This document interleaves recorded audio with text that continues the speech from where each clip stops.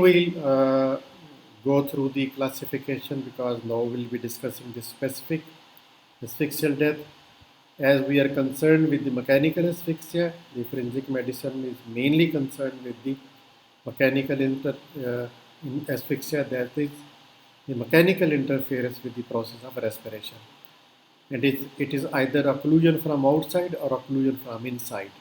When we say occlusion from outside, it can be obstruction at the respiratory orifices, that is the suffocation, and this can be achieved by smoothing and overlaying.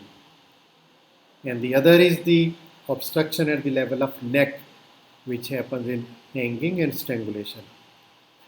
And then the obstruction at the level of chest, that is stampede or traumatic asphyxia.